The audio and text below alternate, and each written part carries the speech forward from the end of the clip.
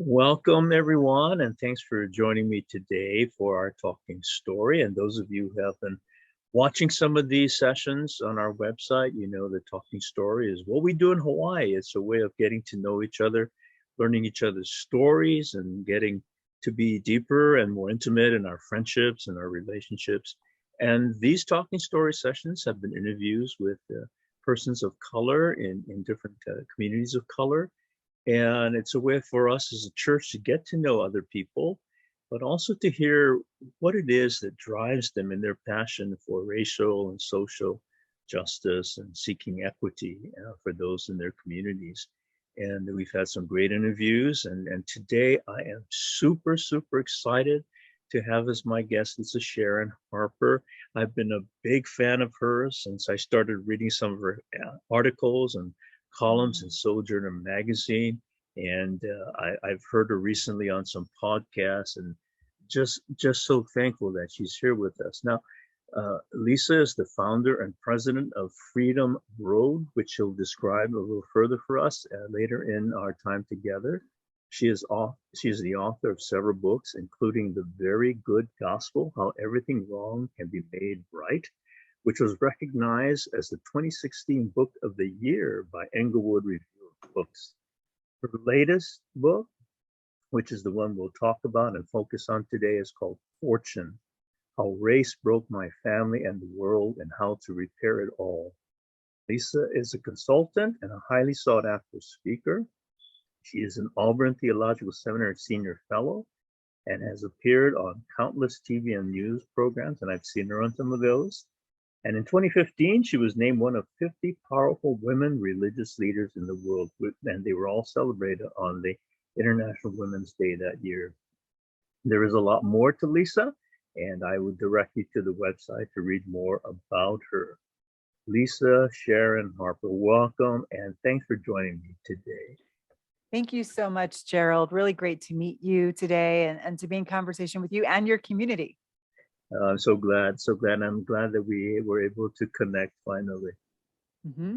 Absolutely. So among the many reasons that I reached out to Lisa was her latest book, which I mentioned, Fortune: How Race Broke My Family and the World and How to Repair It All. This is one of the most fascinating and enthralling books I have ever read. And it's an incredible journey through history. And so, Lisa, I wonder if you would share with our listeners and our viewers, what prompted you to begin researching your family and your ancestors? And how long did it take you to trace your family history and then to write this wonderful book, Fortune? Wow. Thank you so much. You just made my day. Well, I'll tell you, it's a 31-year project. So 31 years ago, I was sitting in a lighting booth after I was working off Broadway as an assistant stage manager. I had just seen a movie that made me, just prompted me and said, I want to know who we are, my family, and who are the people we're connected to. And as an African American, it's very, very hard to trace back beyond your grandparents, mostly because the records are just largely just not there, especially when you get back past the Civil War. So we had some oral history, some stories, but I really hadn't heard a lot of those stories up to that point. So I called my mom and I said, Mom, I want to know. And so she sat me down and I wrote my very first family tree that day. And the family tree had no names on it. Either I wasn't listening and I didn't write them down, or she didn't even have them. But I knew the relationships. Grandpa lived at this time and in this place. Great-great-grandpa lived at this time in that place. And it did follow the patrilineal line through my mom, like my mom's dad and dad. And I realized how patriarchal we were as a family. Now looking back on it, I'm like, wow, I wasn't even concerned with the women. I just wanted to know the men. But now, 31 years later, I think we have like 1,600 people in our family tree. Yes, I know. And a lot of that actually is because of the amazing advances that there have been in DNA research and the ability to do matching of ancestors through other people who have done their DNA through ancestry.com. And so I have a genealogist working with us who is a specialist in DNA matching and that kind of thing. And so So yes, we've been able to make those connections, and there are still huge gaping holes, still huge mystery that you read about in the book. And we want everything to be all wrapped up neat so that you can tell the perfect and complete story. But when you're talking about African American lives in America, you're talking about largely undocumented lives, or at least not easily documented. You'll have to find information about Black ancestors, African American ancestors, in wills, and in property sales, if they were enslaved, which is the vast majority of us back beyond abolition, before abolition. I had the great fortune of having Fortune Game McGee in my family. And so we discovered Fortune Game McGee probably about a decade ago. And her dad, her father, was Sambo Game, and her mother was Maudlin McGee. And Maudlin and Sambo got together, had an affair, and because Maudlin was already married, and they produced this mixed race child called Fortune. Now, Fortune was born only 20 so years after the very first race laws in Maryland. And as a result, her body and her life and her soul and her all of her descendants absorbed the wrath, the terror of those very first race laws. So when I began to put two and two together and realize that, the reason we know anything about her is because she was hauled into court to figure out if she should be free or indentured, not enslaved because her mother was white. So I'm like, oh my gosh, the law had everything to do with this. And so, this is not just my family story anymore. This is America's story of race and the hierarchies of human belonging. And it needs to be written. And most people really don't know about these race laws, particularly in Maryland, which that race law in particular got then farmed out to all of the other colonies. It started in Virginia just 2 years before Maryland adopted race laws themselves. But we don't understand how race was created here. And as a result, we don't understand how we got to January 6th. So I wrote the book. So you've begun to mention Fortune already, and there's another woman in your book that plays a pretty important part when it comes to race laws. And by the way, it was so interesting to me the interwovenness of your family's history with race laws and the history of race laws. So I wonder if you could tell us about Elizabeth Key and her situation and how it also plays into Fortune's life. Yeah, thank you. That's a great question. So Elizabeth Key was born in Virginia, the colony of Virginia, circa 1630.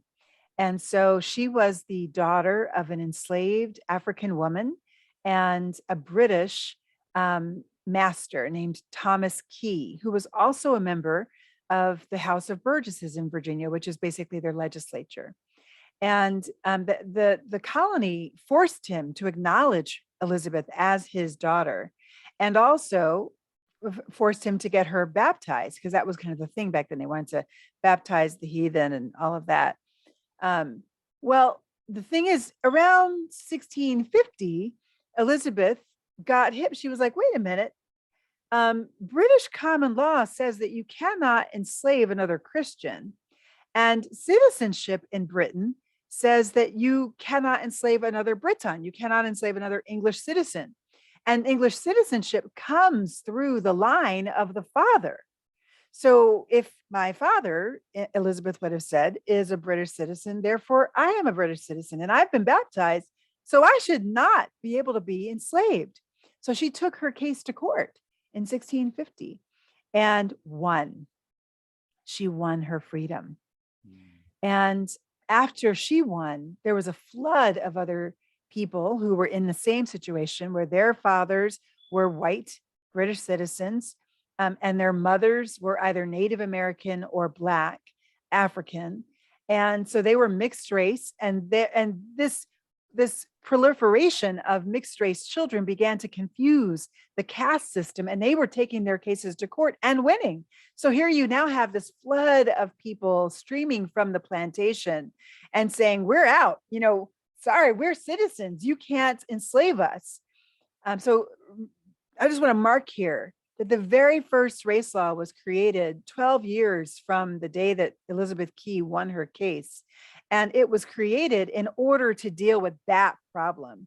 So what they decided to do in the House of Burgesses, by this point, Thomas Key actually had passed away, but in the House of Burgesses, they decided they were going to shift where citizenship came from. No longer would it come through the line of the father. Now it would come through the line of the mother. In perpetuity, they added, which meant not only would Elizabeth, if she was still in a situation, but she wasn't, if she was still enslaved, if she bore children, then her children would be enslaved up to the 1,000th generation and beyond, forever. So if you trace back to a Black woman, basically, then you are Black, you are not a citizen, you are able to be enslaved. And so that's how race-based slavery began in America. 2 years later, Maryland, the neighboring colony, second colony ever, they looked up and they said, we have a problem. So they had another perceived problem. It was the exact opposite of Virginia. Not that they didn't have white men raping enslaved Black women there, but that wasn't what they perceived to be a problem. The thing they perceived to be a problem was white women coming over from Ulster, Ireland. They were Ulster Scots living in Ireland and actually leaving because there was an uprising in Ireland against the Scots who were settling plantations for the English there. Can you follow that? But also Irish women, basically indentured servants, coming and living right alongside enslaved Black men on these plantations in Maryland, falling in love with the enslaved African men and marrying them and having children by them. So 600 mixed race children were the product of marriages and love affairs in Maryland and Delaware alone in the colonial era. And so this was the perceived problem that the Maryland legislature, the General Assembly, was dealing with.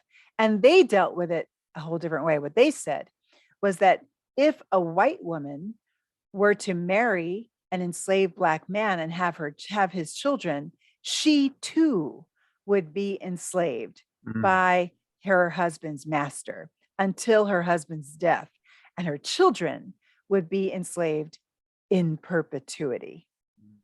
So there's those two words, in perpetuity. So this now, they look up a few years later and they realize the planter class is now forcing indentured white women to marry and have children by enslaved African men, because it's now increasing their bottom line, increasing their free labor and their profit. So the church, I know, right? The church says, ooh, not the church, the legislature, who is the planter class. So I'm not quite sure about this part of the narrative, but it is what I read. They didn't expect that. So they decided, okay, we're going to take the incentive out of, or the power to enslave or to indenture out of the hands of the planters and put that power into the hands of the church. So the church now, throughout the rest of the colonial era, becomes the managers of who gets indentured and who gets enslaved. And they hold the keys.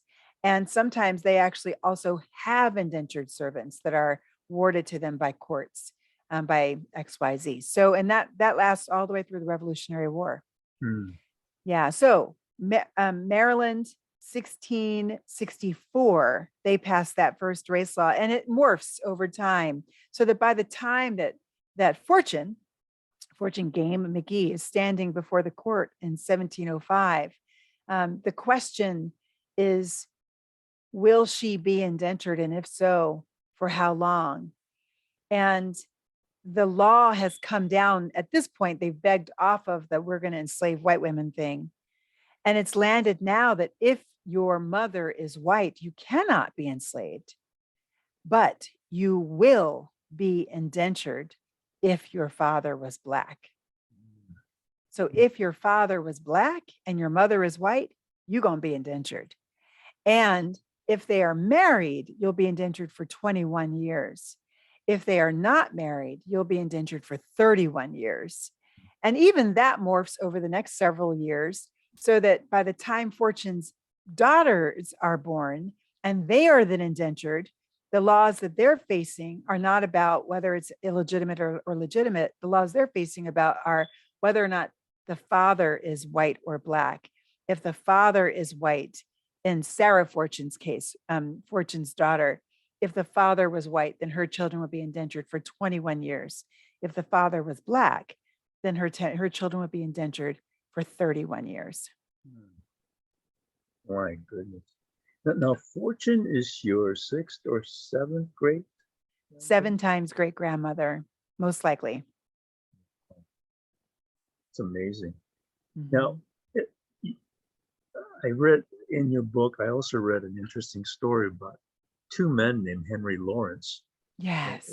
Yeah, and could you tell our listeners and our viewers about Henry Lawrence and the relationship to the Civil War in particular? Mm-hmm. So Henry Lawrence is my 2 times great grandfather. So great grandfather. His son was Hiram Lawrence, who lived right here in Philadelphia. 2 blocks down, his wife moved to a house 2 blocks down when he passed away in 1958. So, Henry is connected to me by 2 generations, right? So it's not that long ago. Henry is probably the most mysterious person in the book, still to this day. We have found out a lot. Even since the writing of the book, we found out a lot. But yet still there's tons of mystery. And the reason for that mystery is that it was intentional. The question of identity was obscured around the time of the Indian removals, especially for people who had connection to the Native American removals, particularly the Cherokee Trail of Tears, the Choctaw, Chickasaw, Creek, and Seminole Trails of Tears. And my family, Hiram, told us that we were connected to those trails of tears, not that we walked them, but that we hail from those people. Now, we did not walk those trails. In fact, Henry and Harriet, in particular, Harriet, his wife, is really the one who we believe is connected in with those nations, with Cherokee and Chickasaw nations. And they lived up in the hills of Kentucky, in Ohio County, Kentucky. They were surrounded by community members who have the same surnames as people who were listed on the Dawes rolls, who did make it to the end of the Trail of Tears on the very last Dawes rolls in 1890. So the surnames match, in other words. But I don't claim membership in any Native nation. There's no way at all that we can prove it. But the thing that just struck me is that again is intentional. It was the way for the American government to do 2 things at once.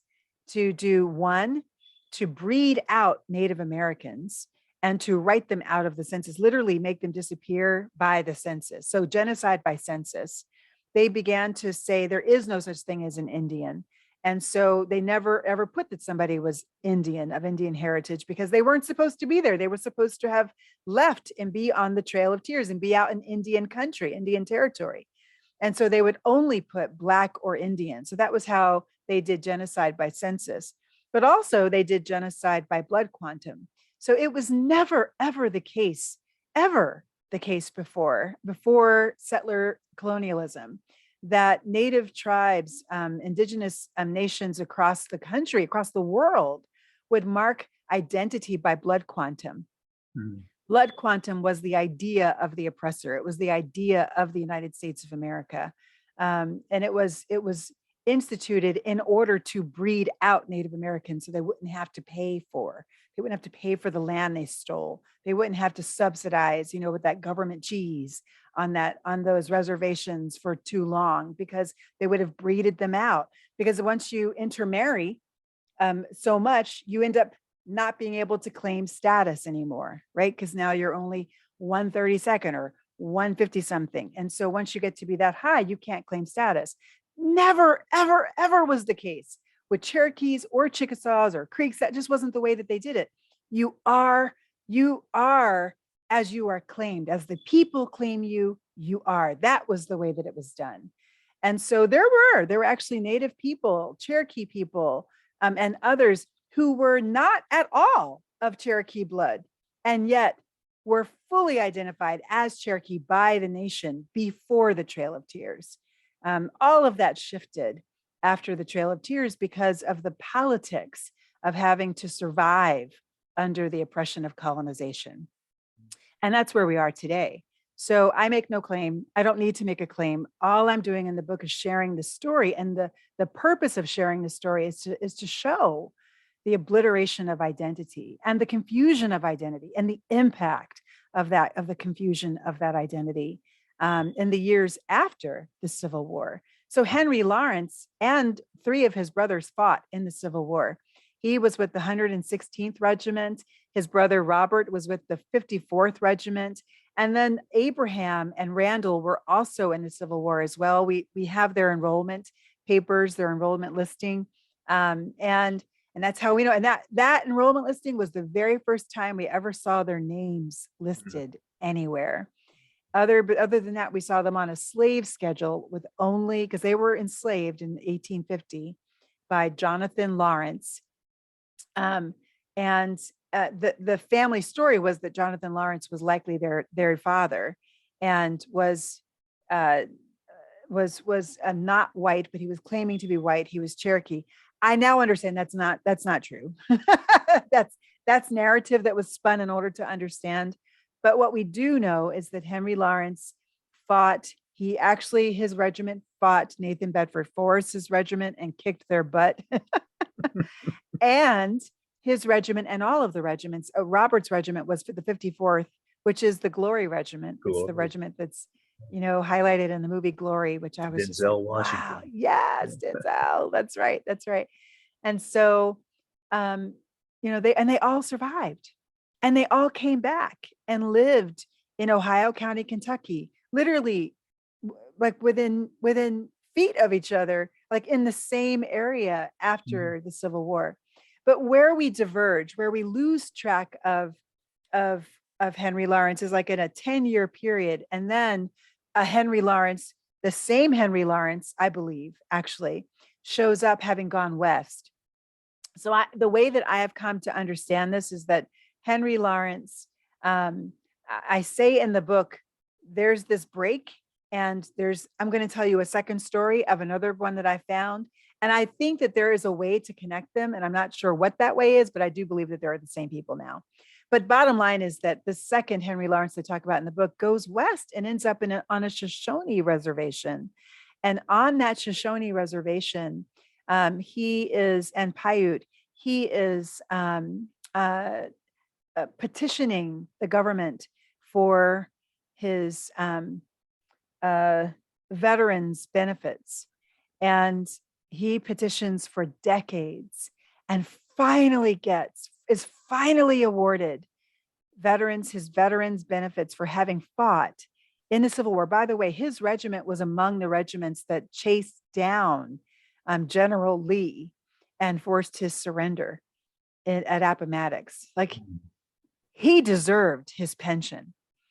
And yet they did not believe him, and they did not take his injury seriously until finally in 1899, he comes in, and you have seen his medical records deteriorate. Like his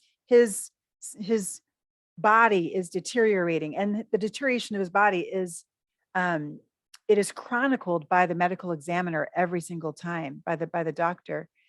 And finally, the doctor says, his hands are shaking.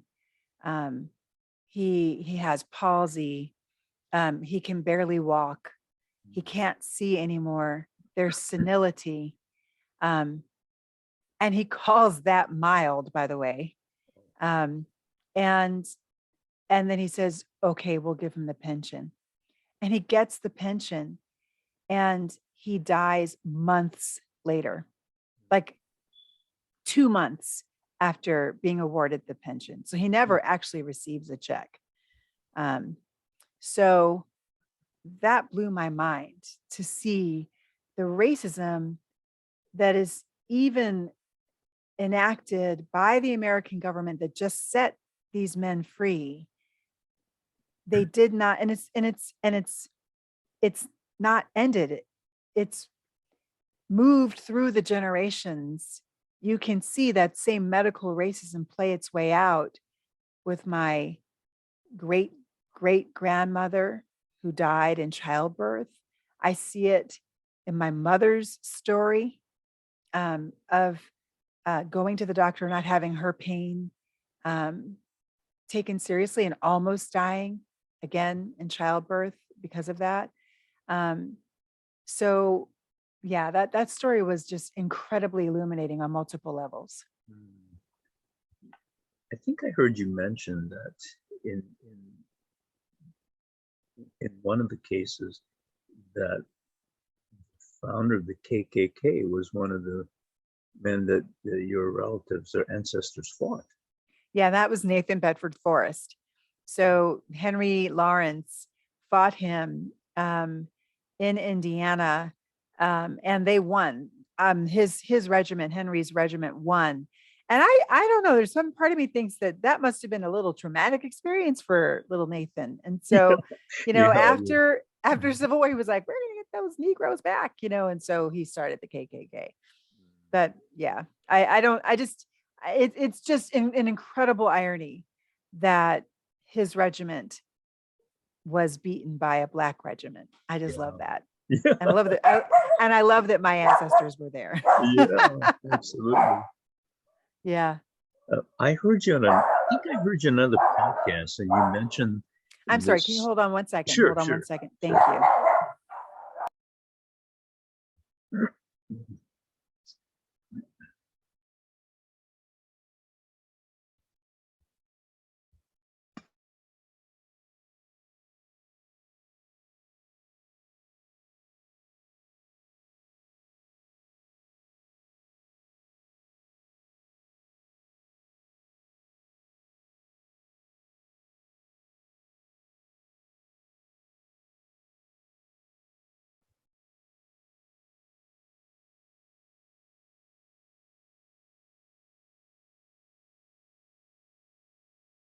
You're on mute right now, Lisa.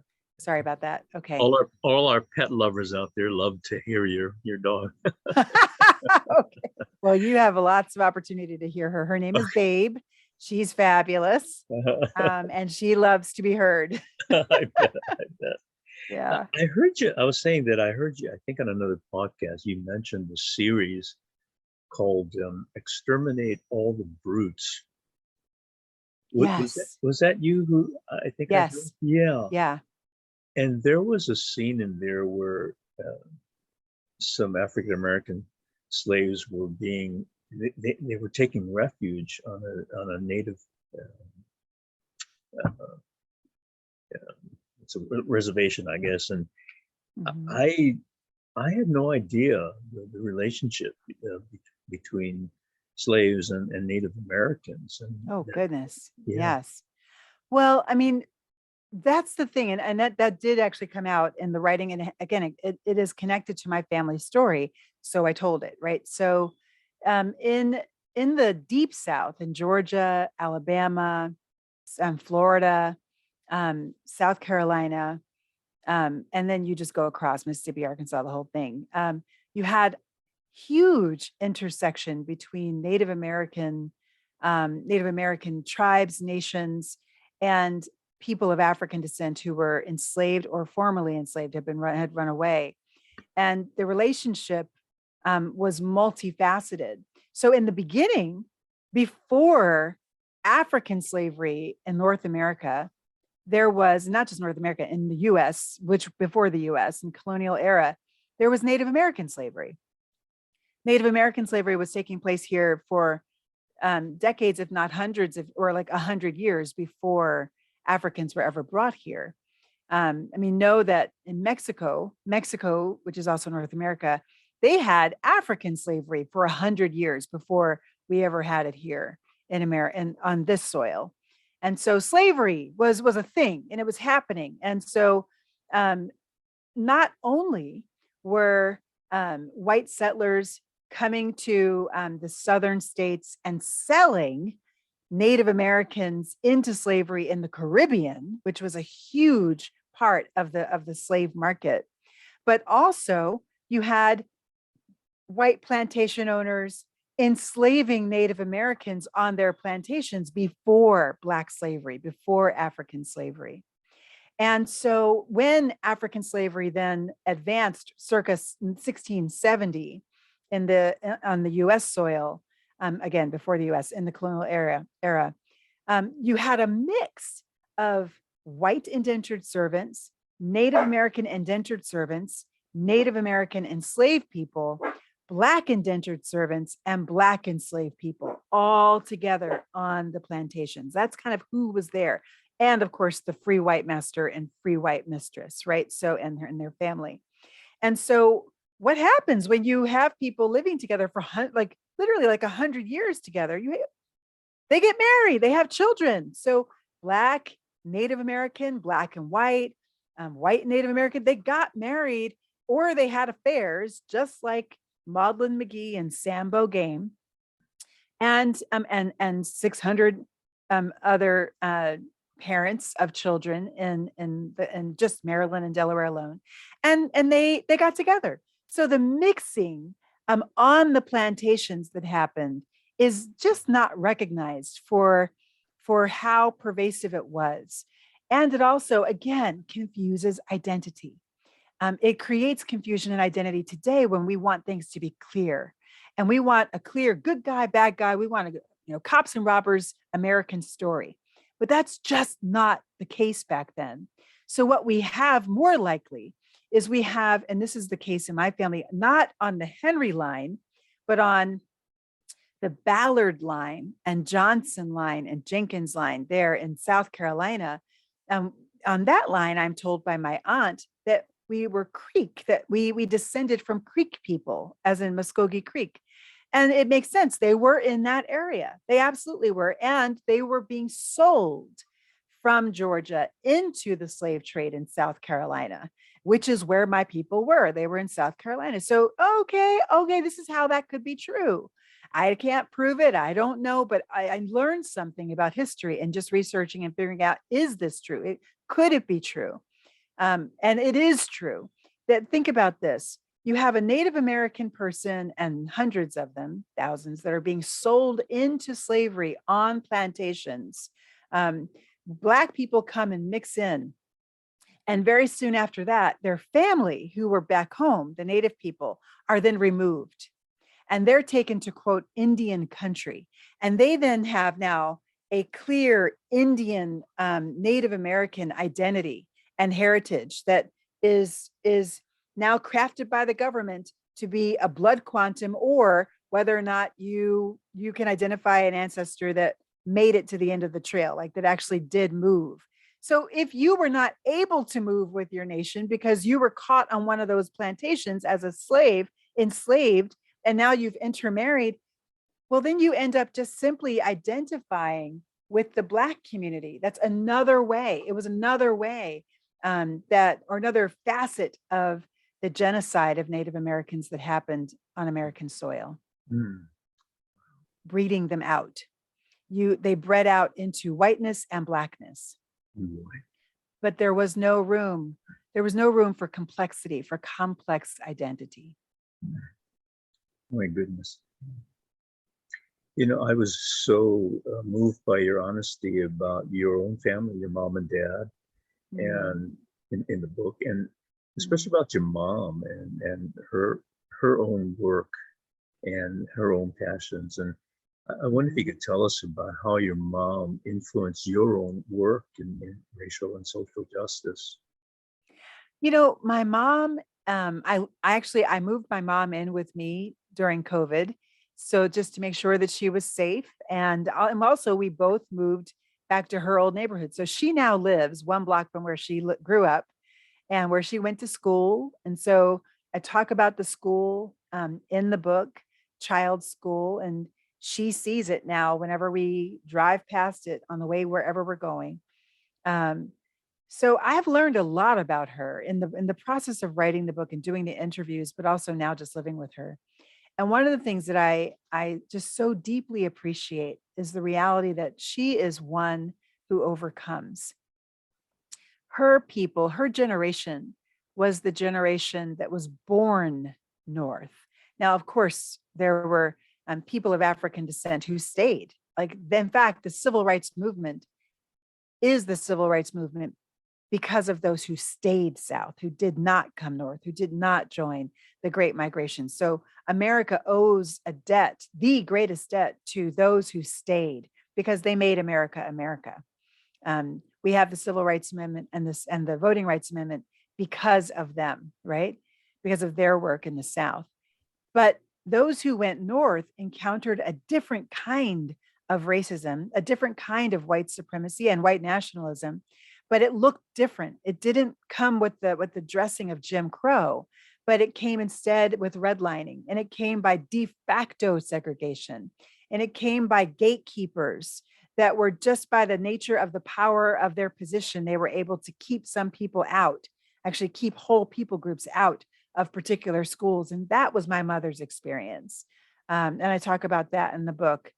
And also the experience, again, of medical racism. Not that there were no programs that were put in place to care for the medical well-being of people of African descent in South Philadelphia or children in the schools.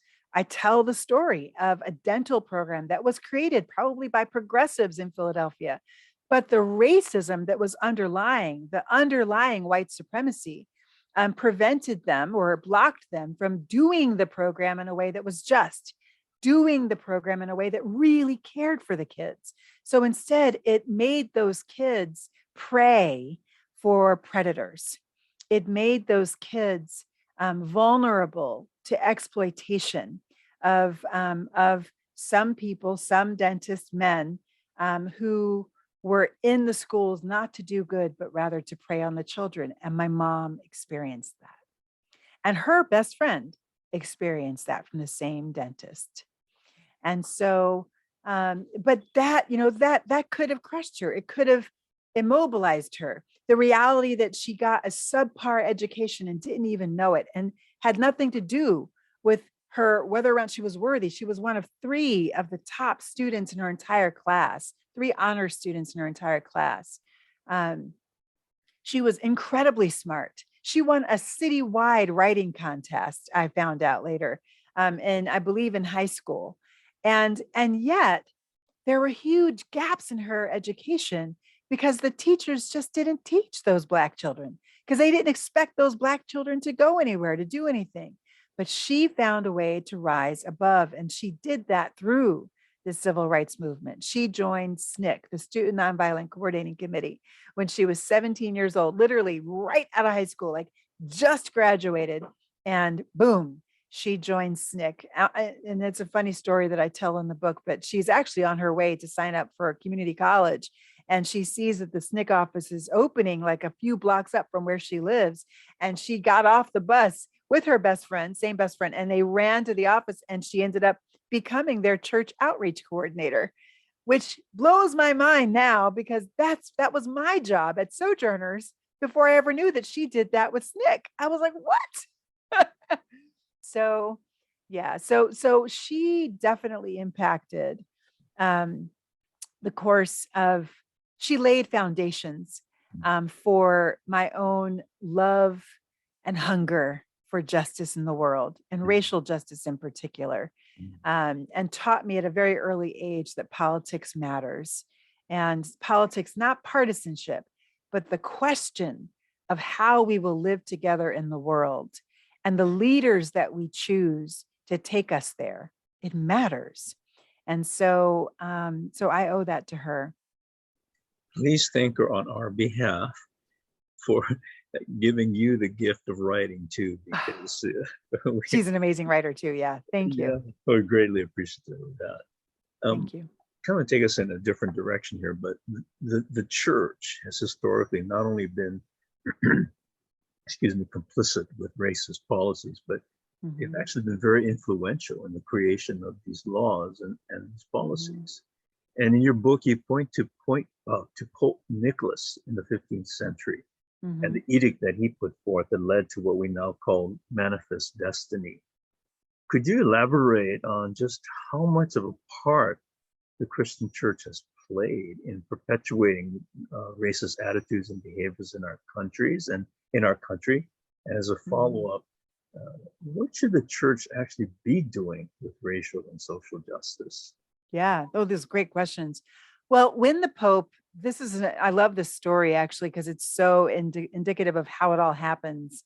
The Pope had some family friends come to town and they were going to go exploring. And they said, "Hey, Pope, I need a blessing. Can you give me a blessing?" And he was like, "Hey, I'll give you a blessing. Sure. I'll even do you one better.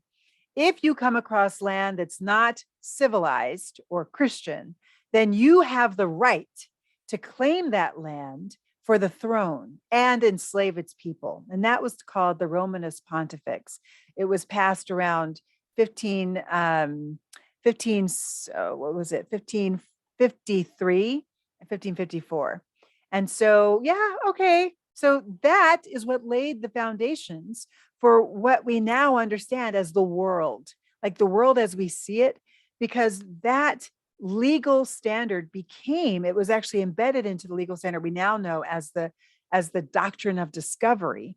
And the doctrine of discovery was used to give legal foundations for the claiming of all of colonized Africa, Australia, all of South America, Central America, North America, Vietnam, Hong Kong, Thailand. I mean, you basically, the world as we, Fiji, I mean, Hawaii, the world as we know it today was shaped by Pope Nicholas V's edict, and also others like terra nullius is another doctrine also handed down by a pope, right? So in other words, terra nullius, if there's nobody there, if nobody owns the land, then you can claim it, right? So that's actually what Captain Cook claimed when he came across, when he discovered the 300 nations that were already living on the island of Australia, right? That we now call Australia. He claimed terra nullius.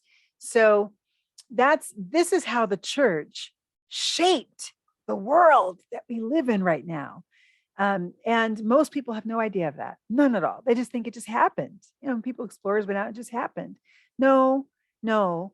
We created the theological cover that offered the foundations for legal, um, binding legal doctrines that are still to this day embedded in our own constitution and in our own legal structures. I don't know enough about that, but I know that a great book for you to read to know more about that is The Unsettling Truths Yes, by Mark Charles and Soon-Chan Ra, Dr. yes. Soon-Chan Ra. They did a really amazing job of fleshing that out, and others have too, I'm sure. So the church, what the church can do today, plus the reality of what we talked about earlier in terms of the church becoming the managers of who gets enslaved, who gets indentured, who gets set free. Not the ones who made the decision, but the ones who enforced the judge's decisions, and the ones who owned slaves themselves throughout the entire colonial era and into, for some, into the antebellum era. But also think about this: after the Revolutionary War, there was the Great Awakening and the Second Great Awakening. And with the Second Great Awakening, they had a season of wokeness. They had a season where everybody became awake to the fact that stuff is not as it should be.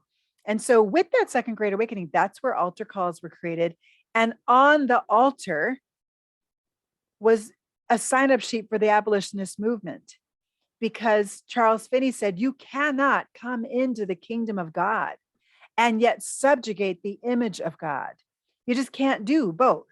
So if you're going to come to the altar, you also have to become anti-slavery. You have to join the anti-slavery movement and the abolitionist movement." And so that split the church. So I have liked to think of the church as being the spearhead of the abolitionist movement. And that is true. The Black church in particular was the spearhead of the abolitionist movement.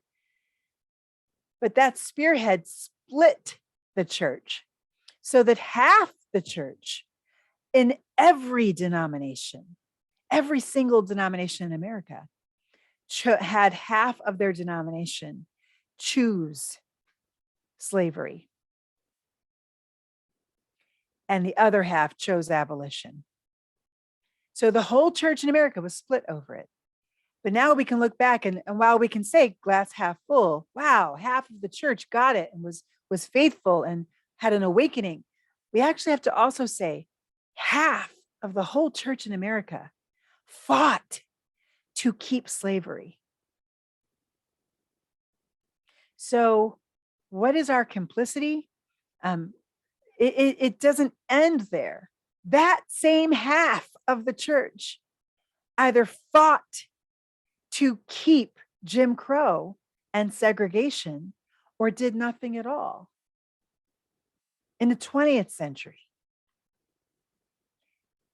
And then that half of the church still to this day wants to erase the reality of race. They want to ban us from talking about race in our schools and in our churches and in our seminaries. And they want to vote for people who will make decisions about how we will live together that favor the white race. So what does the church need to do? The church is actually the place in America that has the greatest potential to create the deepest and most profound shift toward another way of living together in the world. Because the church is so deeply tied to the moments that created the world we live in.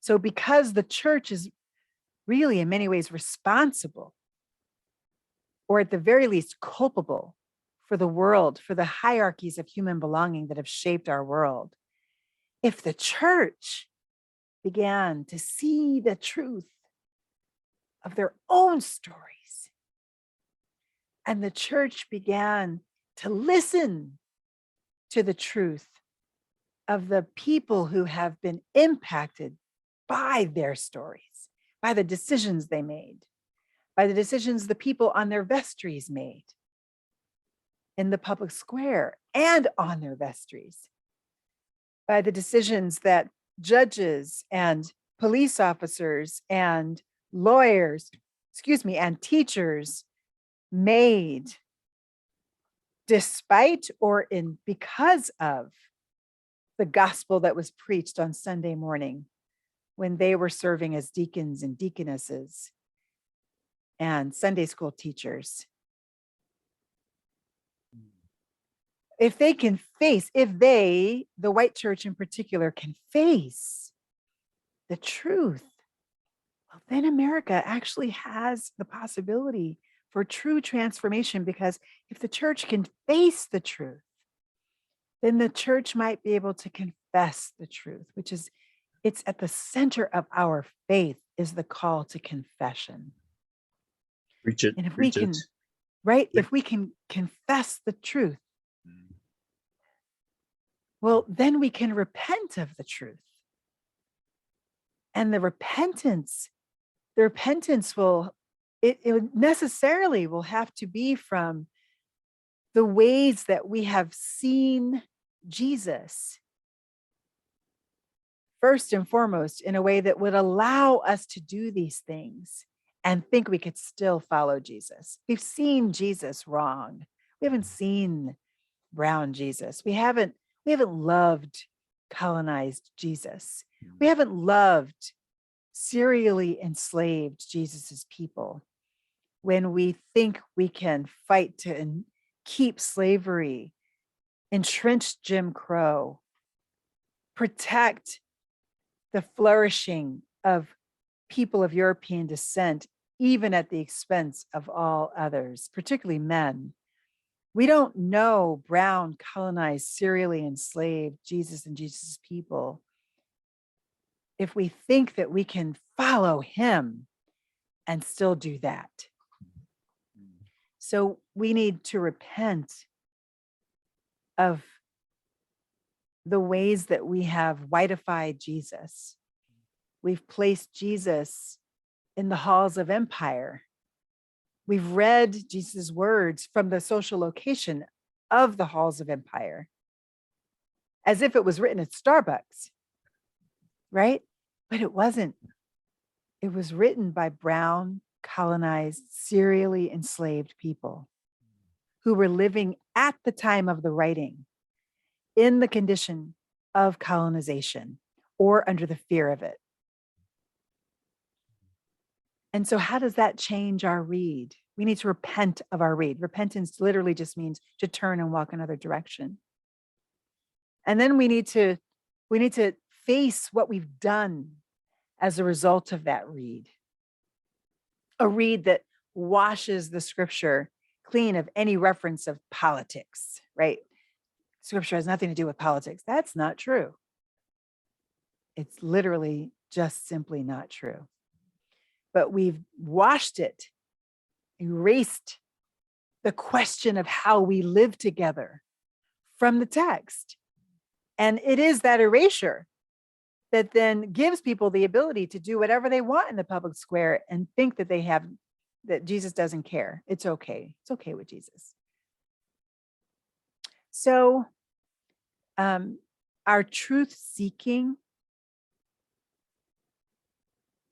our truth listening, and our truth telling is the first step. And the second step is reparation. It is the question of what will it take to make things well? What will it take to make things well for those who have borne the brunt and the terror of our past and present decisions?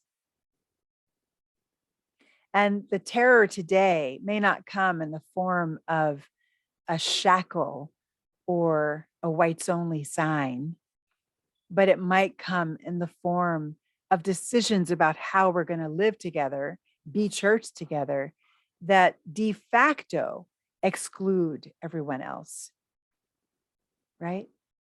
Maybe that's the way that it happens now. Or maybe it happens now by not mentioning politics or the way that we should be living together, ethics, public ethics from the pulpit. And so therefore, leaving the congregation to be led by the news cycle about what they think about and how they think we should be responding to XYZ that's happening in the world today. So basically, an abdication of our leadership in the public square. That impacts people of African and Native American and Asian and Latino descent, because as a minority, we are impacted by the votes of the majority. And also the way that we use our dollars. So how are we investing? A great question for every church to ask is, how did we get this land? Who lived here before we lived here? Before we were here? What's our actual story? How did our people even come to this community? Who was here before we got here? So these are the questions. And then the reparation, we do as David does in 2 Samuel 21, 1 through 14, when he calls the Gibeonites because there's a drought in the land. And he says to the Gibeonites, what do you say that we need to do for things to be made well with you? Because the Gibeonites said, David was like, why is there a drought, God? Why is there a drought? And then there's a knock at the door and it's the Gibeonites. Oh, Mr. David, we have a bone to pick with you. Actually, he called them to him because I don't know why. I don't know why he thought of them, but he called them to him. And they said, Saul, the previous king, not him. It was not him. He did not do it. Saul did it. The previous king tried to commit genocide. And so today, there was a drought in the land because of actions of a previous administration. Hello, somebody. And so David did not say, oh, well, Saul did it. I don't have any responsibility. No, David, as the king right here and now, knew that if he was going to solve the issue of the drought now, he needed to deal with the sin of Saul. And he was the only one who could do it as the king, the current king. So he did. So today, African Americans are the only people group in America that have never gotten reparations for the oppression that we suffered on this land and still suffer on this land. Every other people group that has been oppressed on this land has received some form of reparation from the federal government, not African Americans. Why is that okay? Why is that okay? What would it look like for our government to pass HR 40 and to say HR 40, which stands for House Resolution 40, as in 40 acres and a mule, that was promised to us after the end of the Civil War and then was revoked? What would happen if our nation passed HR 40, which simply calls for a study of what reparations would require for African Americans in America? What would it take to repair what race broke in our nation? That's the question. What would it look like if America asked people of African descent, what will it take for things to be made well with you? Just like David did with the Gibeonites. Well, then we might actually have the opportunity to save our very democracy.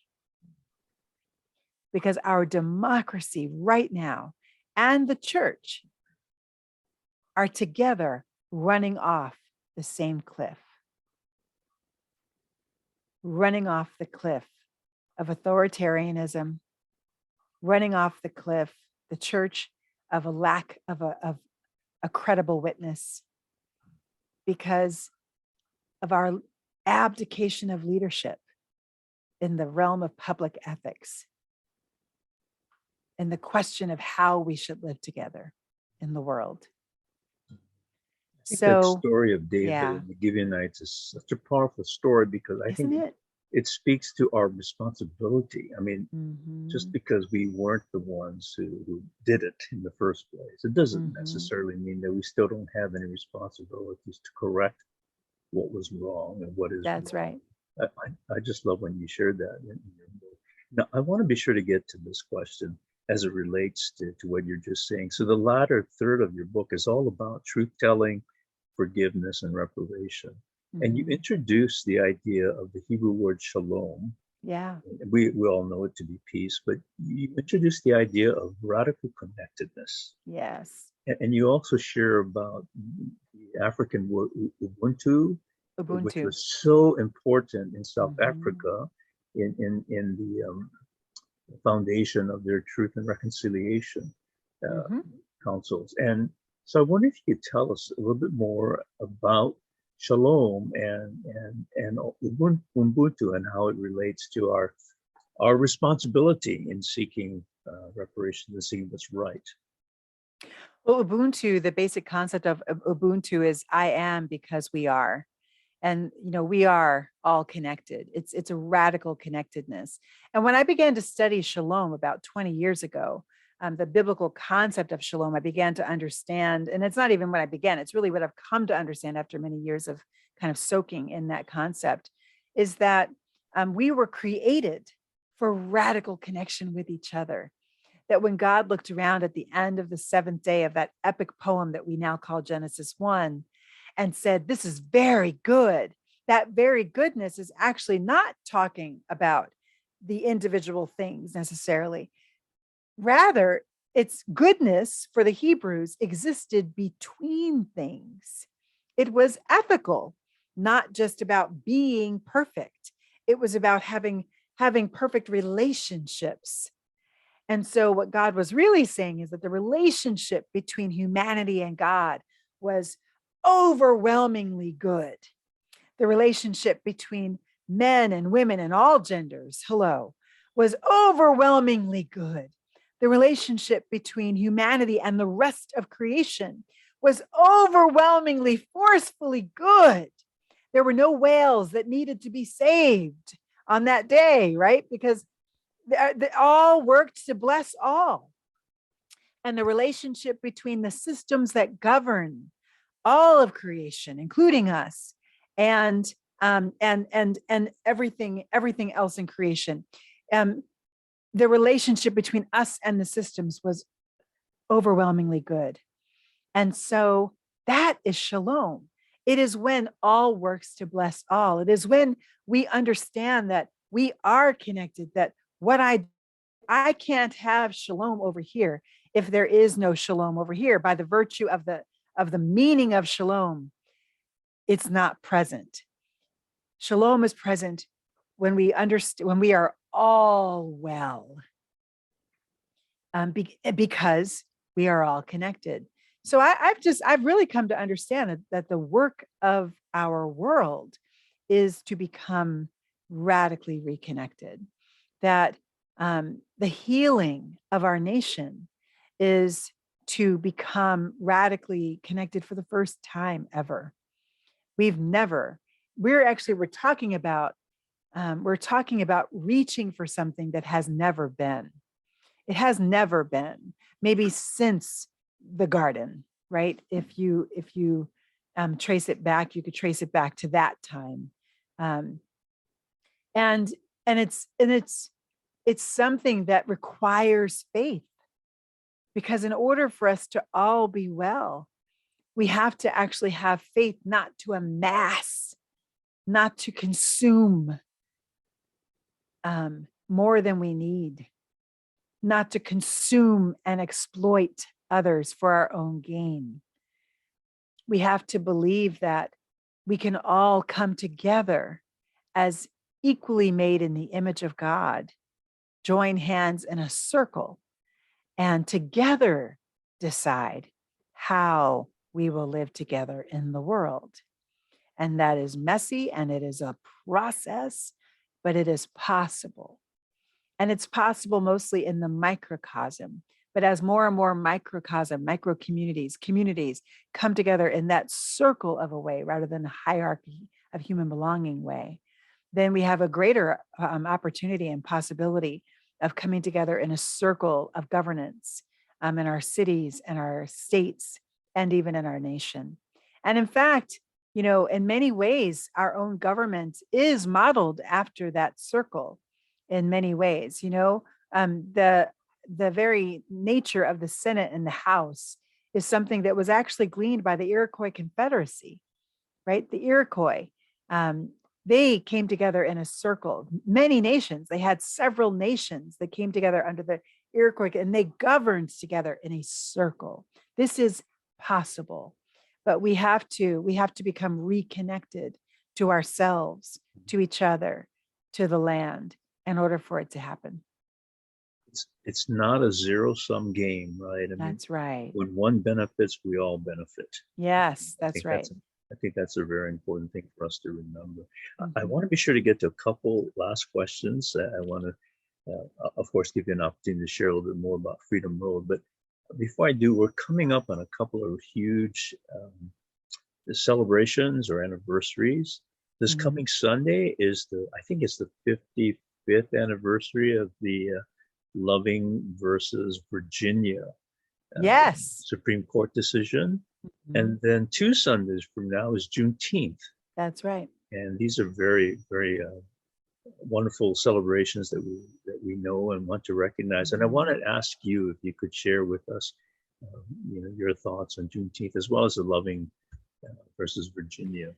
Well, I'll start with Loving. I mean, one thing you just have to understand about Loving, and it's also kind of interesting in the book, I share that when you look forward on the census and into the antebellum era, you actually find the Fortune family had been free then. By that point, by the mid 1700s, they were all free because they were never enslaved. Well, I shouldn't say never. Sambo was enslaved, but he was set free by 15.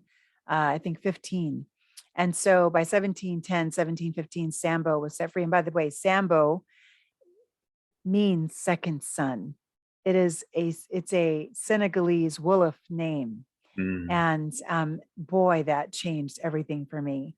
And Game is likely not the name of his master. There was no Game family that enslaved him. He was enslaved by a man named Peter Doughty. Likely he was named Gam, and that became Game, and Gam because he was forced aboard a slave ship on the River Gambia. And that's what they did back then. They often did that.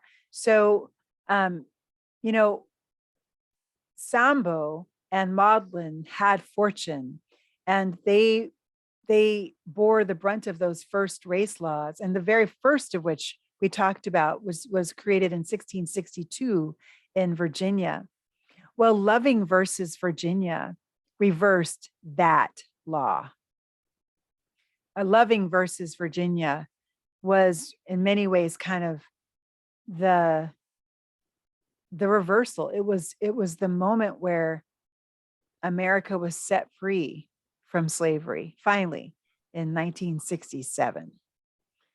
Because at that point, 17 states had adopted that anti-miscegenization law that began in 1662 in Virginia. And it was proliferated. And because of this mixed race couple, white man, black woman, which was against the law in Virginia, they reversed it. And as a result, reversed the final peg in the heart of slavery. Now we say that, and what I wanted to say is that when you go forward, you go into the antebellum period, you find that the Fortune family was literally living right next door to the Loving family in Virginia. They were next door neighbors. And and I think her name is Peggy Loving, the daughter of the wife, Muriel. She actually ends up marrying a Fortune, which is like, what? Oh my gosh, there's that connection. Yeah, I mean, it's an incredible connection. So that was kind of cool, and also just an incredibly important moment for us to commemorate, especially now when we have the rise of white Christian nationalism, which really does currently, right now, threatens that loving decision in the Supreme Court because of some of the rulings that are being passed with regard to abortion right now. Because those the abortion ruling that was passed in 73 was passed on the basis of some of the logic that was put forward in Loving versus Virginia. So these things are all connected because they all come from the same place. They come from the desire, from the fight against and the desire to entrench white male supremacy, white male power and dominance. And so now you go back to Juneteenth and you have another whole version of that. But again, that's another marker of the end of slavery. So the actual end of enslavement in America came at the end of the Civil War. When we ended but the Emancipation Proclamation was proclaimed 2 years before the end of the Civil War, January 1st, 1863. And so January 1st, 1863, people in states that were Confederate states fighting against the Union who were enslaved were set free, and that includes Texas. But those the masters in Texas did not alert their enslaved people that they were set free in 1863. So 2 years later, the general marches through and lets them know, y'all are free. And that happened on June 19th of 1765. And that was also, by the way, a couple of months after the end of even the Civil War. So they had actually been like doubly free. They were free by proclamation with the Emancipation Proclamation. But then 2 years later, they were free because the war was over. And yet they still had not been told that they had been set free. So when the general came through, he let them know. And that's why today the nation stops to pause on Juneteenth in order to commemorate the day, the actual day that slavery ended in America. Lisa, it's been fantastic speaking with you and listening to you, but I want to give you an opportunity to tell us about your work with Freedom Road before we close. Absolutely. Well, Freedom Road exists. We are a consulting group and also an educational group. We exist to shrink the gap in our narratives in America. And the strategy, we strongly believe in the power of story, that it is that narrative gap, the gap between the story we tell ourselves about ourselves and who we really are and how we really got here, that causes us to have to retread the same ground every generation and have pushbacks and movement forward. It's the thing that crafts the meta narratives that move us and manipulate us during every election season. The meta narrative of "Make America Great Again." Ask, when were we great? Ask those on the underside, when was that day when we were great? And let's have a conversation about that. Or on the other side, the more perfect union. So the striving for the more perfect union, that's the story that Obama put forward, right? So Obama actually talked about that more perfect union when his pastor was flogged basically for having preached about America and racism. And so those two major narratives are the major narratives that come up every election season. And we are manipulated by them because we don't know our history. We don't know. There's a gap in our narratives. So Freedom Road exists to do that. And we do that through pilgrimage. We do that through consulting and training. We do that through developing forums that help to bring common understanding, common commitments, and lead to common action in the public square. And then finally, we also do coaching. And we have a podcast as well, the Freedom Road podcast. So please come and join us over there. Check in every month. It's a once a month podcast. And we bring together the faith leaders and advocates and activists who are helping to lead us into a new way of being together in the world. And we talk to them about the things that they're thinking about and the conversations they normally have behind the scenes. We bring those conversations forward for all to hear. Well, we need you, and we need your organization, and it's just powerful what you're doing. And I can probably say this on behalf of all of us listening today, that this has been far more than informative. This has been necessary and very needed. And so thank you for sharing it. And I want to tell our listeners and our viewers, be sure you get a copy of the book Fortune. It's well worth the read, and I know that you'll gain a lot from it. And again, I want to thank Lisa Sharon Harper for being our guest today on our Talking Story, and blessings to all of you who are listening today. Thank you again, Lisa. Thank you, Gerald. It's been a privilege.